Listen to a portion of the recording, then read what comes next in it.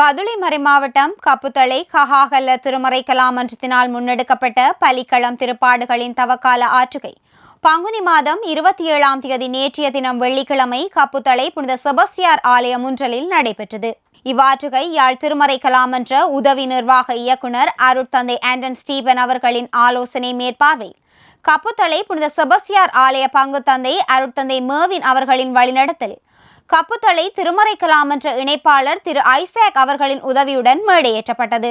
பிரம்மாண்டமான 120 அடி அரங்க அமைப்பு, காட்சி அமைப்பு, இசை அமைப்பு, ஒளி போன்றவற்றுடன் அரங்கிலும் அரங்க பின்னணியிலும் 100க்கும் அதிகமான கலைஞர்களின் பங்கேற்புடன் மேடையேற்றப்பட்ட இத்தவக்கால ஆற்றுகையை யாழ் திருமறை கலாமன்ற வளவாளர் திரு ஜெகன் கரன்சன் அவர்களுடன் இணைந்து கப்புத்தளமன்ற கலைஞர்கள் திரு பிரபா, திரு மைக்கேல் மற்றும் திருமறை கலாமன்ற தேசிய இணைப்பாளர் திரு சதீஷ்குமார் ஆகியோர் நெறிப்படுத்தினர்.